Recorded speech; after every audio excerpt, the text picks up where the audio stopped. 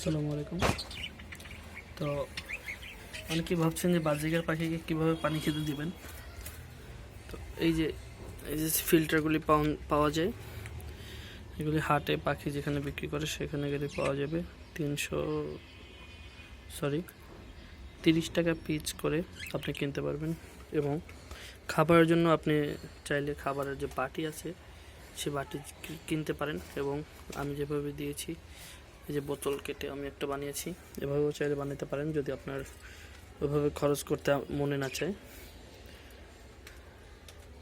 হ্যাঁ, আর সব সময় এই যে পানিটা বাহির থেকে দিবেন, এইভাবে খাঁচার ভিতরে এভাবে ঢুকিয়ে দেবেন, তাহলে মনে করেন যে আপনার পাখিগুলি পানিটা নষ্ট করবে না। আর ভিতরে থেকে ওরা এটার ভিতরে পায়খানা করে এবং পরবর্তীতে ওরা এই পানিগুলি খেতে চায় না। তো এই জিনিসটা সবার আগে মাথায় রাখবেন।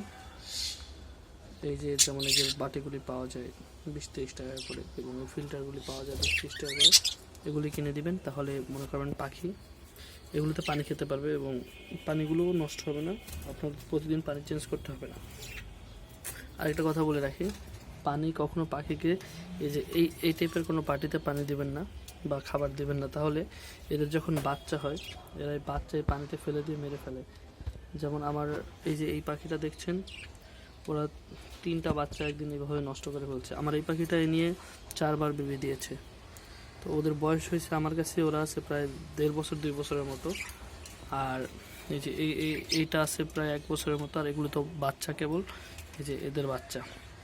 পাখি সব বিক্রি করে এই পুরোনো 2 জোড়া পাখি রেখে দিয়েছি।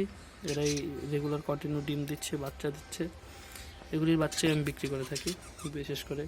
এখন দেখি এইটাকে আমি বড় করতে চাচ্ছি, আর 1 জোড়া বাচ্চা। টোটাল আমি চাচ্ছি 3-4 জোড়া রাখবো এবং বাচ্চা হলে বাচ্চাগুলি বিক্রি করব। আপনারাও চাইলে পালতে পারেন, খুবই লাভবান হবেন। পাখিগুলি সহজে এদের রোগ ব্যাধি হয় না এবং আপনার খাবারের উপর সবসময় অনেকেই বলে অনেক কিছু খাওয়াতে, এবার আমি তেমন কিছু খাওয়াই না। আমি খাবারের বলতে এই যে ধান এবং কাওয়ান, এই দুইটাই খাওয়াই। আর মাঝে মধ্যে ওদের একটা ভিটামিন পাওয়া যায়, ওই ভিটামিনটা দিই। এবং কিছু শাকসবজি আছে, যেমন আপনার পুঁই শাক, তারপরে পালং শাক, এইসব শাক টাইপের জিনিস আছে, এইগুলো ওরা খেতে বেশি ভালোবাসে। সকালবেলা ওদেরকে আমি এগুলো দিয়ে থাকি। এই হলো খাবার, এর থেকে বেশি কিছু না, এর থেকে বেশি কিছুর প্রয়োজনও হয় না। তো এই পাখিদের খাওয়াতে হলে আপনার বেশি খরচও হবে না যদি আপনি বুদ্ধিমান হন। চাইলেও আপনি ভালো খাওয়াতে পারবেন, সমস্যা নেই, কিন্তু আমি মনে করি অতটা প্রয়োজন হয় না। আমার পাখি আল্লাহর রহমতে সবাই সুস্থ সবল আছে।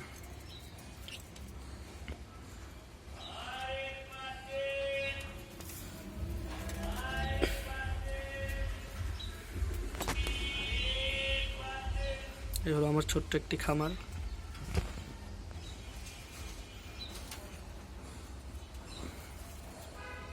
এবং পাখি কিন্তু মাঝে মাঝে উড়ে যায়, যে আপনার এই খাঁচার এই মুখ থেকে। আমার এখান থেকে 2টি পাখি উড়ে গেছে এই খাঁচাটা থেকেই, যার কারণে এখানে বাচ্চা রাখা হয়েছে। এই যে এদের বাচ্চা 2টা উড়ে গেছে এবং এদের বাচ্চা একটা উড়ে গেছে। এখানে আবার আমি জোড়া দিয়ে 2 খাঁচাকে 1 খাঁচা বানিয়েছি, যাতে একটু উঠতে পারে ওরা ভালো মতো।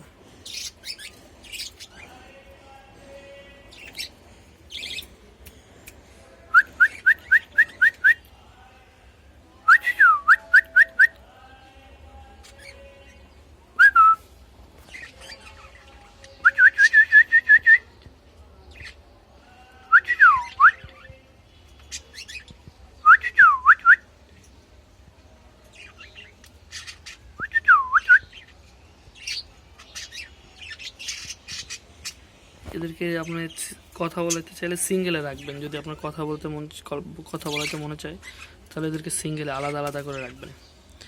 তাহলে দেখবেন যে এরাও কিন্তু কথা বলতে পারে। আপনি ইউটিউবে দেখবেন বিভিন্ন ভিডিওতে যে বাজরিকার পাখিও কথা বলে।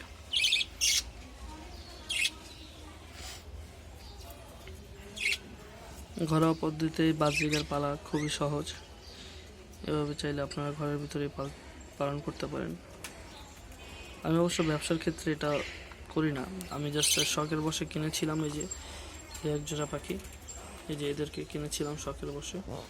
তারপরে এই যে এরা হয়েছে আরও বিক্রি করেছি।